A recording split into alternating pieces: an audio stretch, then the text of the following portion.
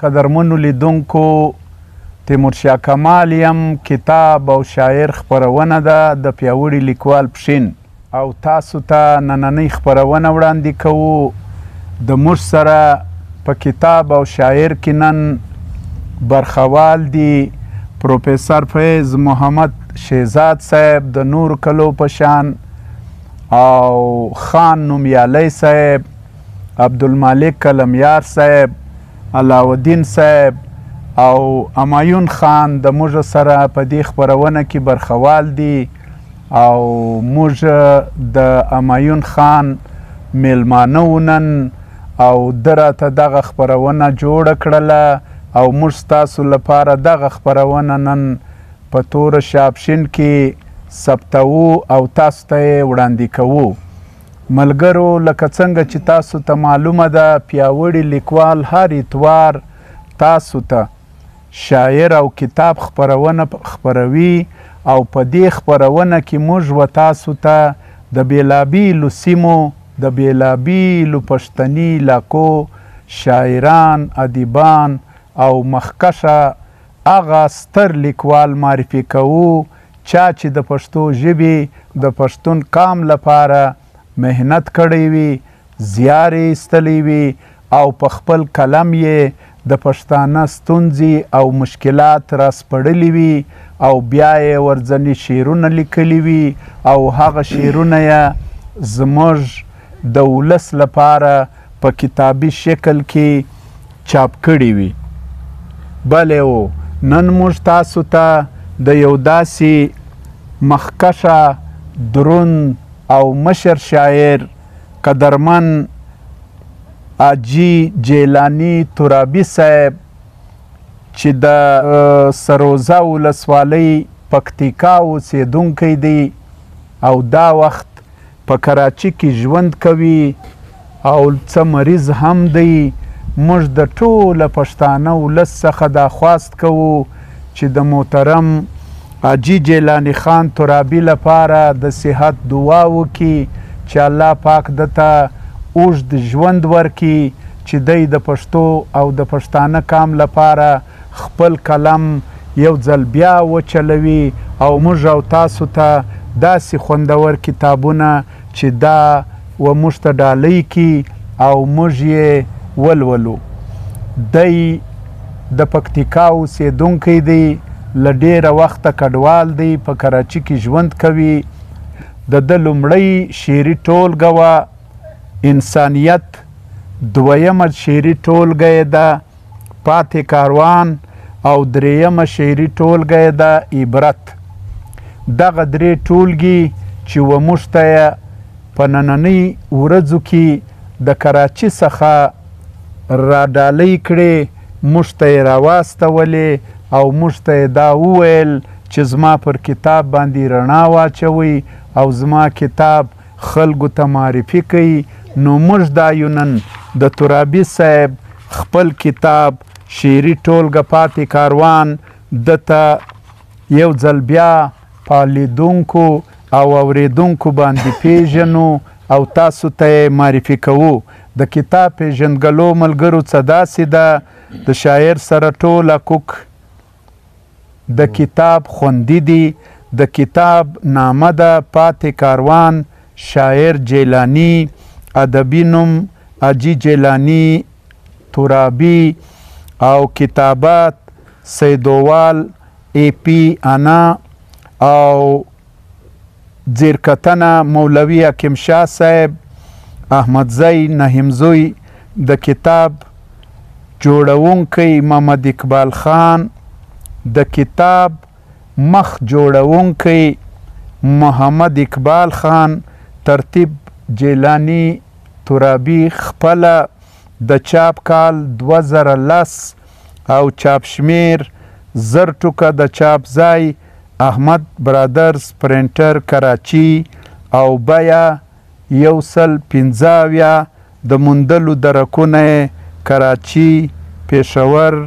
کوټه، کابل، غزنی او ارګون ولسوالۍ. ملګرو، د ترابي صاحب په دغه کتاب کې صوفیانه، حمدیه، ناتیه او رزمیه او اماسی کلامونه په ډیر وفر مقدار باندې د چاپ کړي دي او موږ ته یې ډالۍ کړي دي. موږ د ترابي صاحب یو جهان مننه کوو چې پیاوړي لیکوال پښین ته یې خپله شعري ټولګه را ډالۍ کړه، موږ ته یې خپل کتابونه راواستول. همدغه دی چې موږ نن د ترابي صاحب پر کتاب باندې خپرونه کوو او تاسو ته یې دا خپرونه په مینه او په ورورګلوي سره وړاندې کوو. دی د خپل کتاب پر لومړۍ صفحه باندې وایي زما خدایه ستا رحمت غواړم، ستا له قدرت نه هدایت غواړم، او په کوم عمل به خپل حساب درکوم، په کوم عمل به خپل حساب درکوم، د ګران حبیب دی شفاعت غواړم، او زه ګناهګار خو په څه نه پوهېږم، زه ګناهګار خو په څه نه پوهېږم، په ما ته خوله درنه جنت غواړم، او په ګونګه ژبه ړندو سترګو لیکم، په ګونګه ژبه ړندو سترګو لیکم، په عاجزي در نعمت غواړم، د خاورو څلی یمه خاورې بسم، د خاورو څلی یمه خاورې بسم، هره ګړۍ ستا برکت غواړم، هسې د خولې اقرار انکار به څه وي، هسې د خولې اقرار انکار به څه وي، په زړه کې پټ ستا محبت غواړم، او ستا اراده چې وسي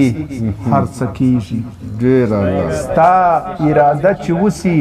هر څه کېږي، ترابي خاورې انسانیت غواړم. نو زه ملګرو د حاجي جیلاني خان ترابي صاحب د دې کتاب پاتې کاروان په نننۍ خپرونه کې پروفیسر فیض شهزاد صاحب ته ورځم چې پر پاتې کاروان باندې او د حاجي ترابي صاحب پر دغه شعري ټولګه باندې خپل نظر راکړي. یو جهان مننه تیمورشاه کمال صاحب د پیاوړي لیکوال مشره صدره او ناس ټولو قلمکاران ټولو شاعران، او هر شاعر زما نږدې لکه د اسمان ستوری پر خپل ځای ځلیږي. بلکل. او بې ادب چې دی نه هغه د لطیفو جذباتو خوږ نوم دی، د ټولنې د سوالو جواب دی. بلکل. او رایټر یعنی قلمکار او شاعر چې کوي هغه د معاشرې او د ټولنې چې کوم دی عکاسي یې کوي. پاتې کاروان دغه نوم ته وګوره نه چې دا یو دومره خوږ نوم دی چې په ننني دور کې دا کام پر کوم ځای ولاړ دی او د کام هڅې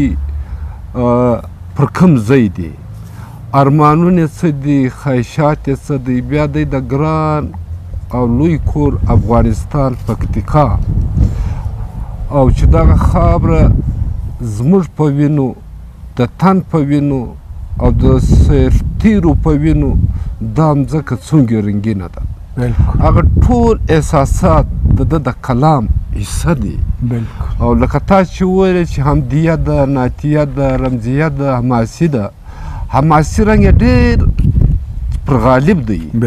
او حماسي شاعري چې کومه ده معنا هم ورکوي، مفهوم هم ورکوي. زه غواړم چې ته د دې څو شعرونه زموږ مخ ته کښېږدې، خبره به هم پر کوو. دی په یو بل کلام کې وایي خالق پروردګار دی ځان خبر که، یو خالق پروردګار دی ځان خبر که، چې لاحق د حمد اقدار دی ځان خبر ډېر الله ډېر الله. یو خالق پروردګار دی ځان خبر که، چې لاحق د حمد اقدار دی ځان خبر که، کائنات یې تر نظام لاندې روان دي، کائنات یې تر نظام لاندې روان دي، د عمه واړو معمار دی ځان خبر که، چې د کن او فیکون امر یې وسی اسرافیل په انتظار دی ځان خبر کا چې رحمان رحیم یادیږي شک یې نسته چې رحمان رحیم یادیږي شک یې نسته بل یو نوم یې د قهار دی ځان خبر کا چې رحمان رحیم یادیږي شک یې نسته بل یو نوم یې د قهار دی ځان خبر کا چې څه لیک وي هغه کیږي نه بدلیږي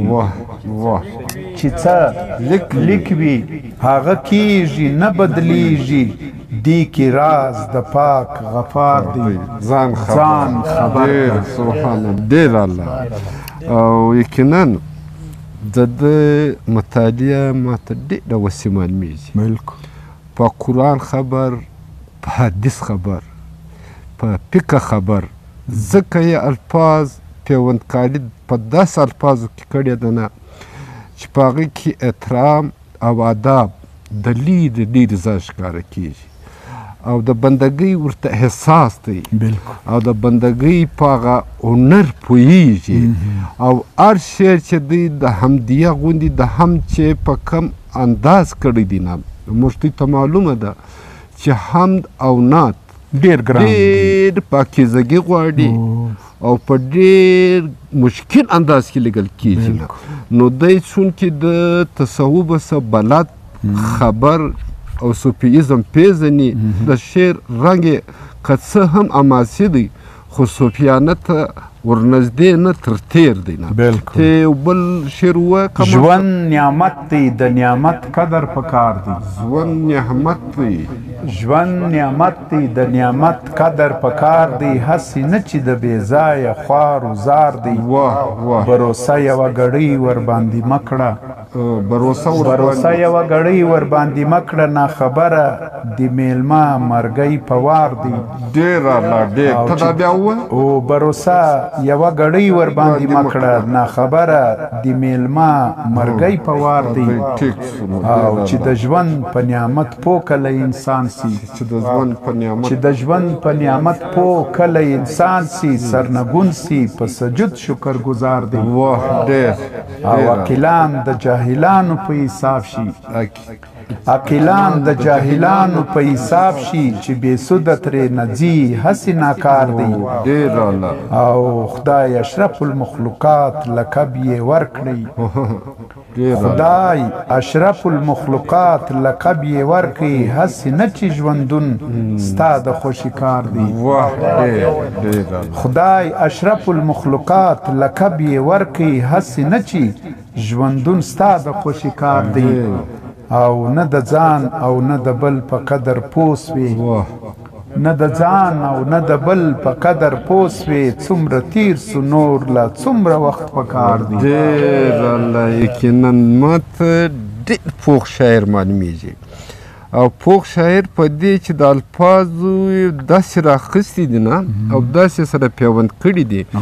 چې په هغه کې د پند او نصیحت هغه رمز د لرې ښکاري او واقعي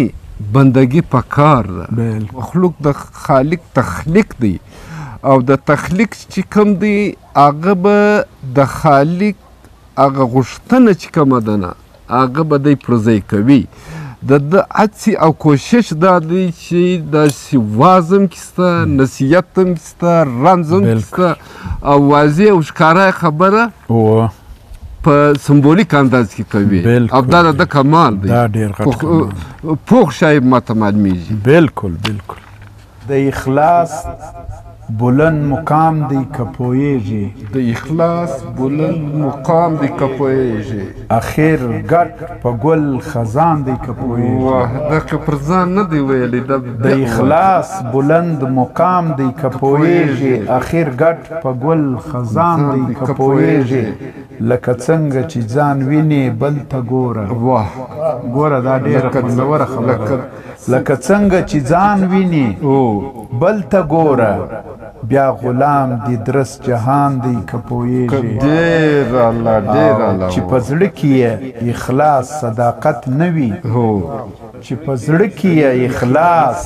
صداقت نه وي بیا په څه شي مسلمان دی که پوهیږي ډېر الله ډېر الله او په دنیا او په عقبا به شرمنده وي په دنیا او په دنیا او په عقبا به شرمنده وي بې اخلاصه ژوندون ګران دی که پوهیږي ډېر الله او کله مري مدام ژوندی وي تر قیامته کله مري مدام ژوندی وي تر قیامته د اخلاص شمع روشان دی که پوهیږي او څوک له مځکې نه اسمان ته تللی نسي څوک له مځکې و اسمان ته تللی نسي په اخلاص سفر آسان دی که پوهیږي ترابي د زړه له تله الهام لیکم ترابي د زړه له تله الهام لیکم په ما فضل د سبحان دی که پوهیږي الله ډېر خوندور الله پاک دې حاجي جلاني صحت یې الله ورکړي ترابي صاحب ته صحت ورکړي روغ رمټ دې سي او ژوند یې وچ سي یقینا د داسې شاعرانو د داسې ادیبانو و ټولنې ته ضرورت وي او ځکه نه چې شاعران او ادیبان چې دي دا د کام سترګې او بیا چې داسې خوندور شاعران وي لکه جلاني ترابي نو زه مختصرا دا خبره کوم نه چې دا تره شاعران دي الله پاک ژوندي راته لري او داسې د واز نصیحت او د صوفیزم او د افکارو ډکه شاعري ولري نه نو زما همدومره خبره او کمال صاحب ترابي صاحب په یو کلام کې وایي له نقطې نه تر مریخه پورې لاړل له نقطې نه تر مریخه پورې لاړل په محنت خپل ځای ګټلی هر میدان دی او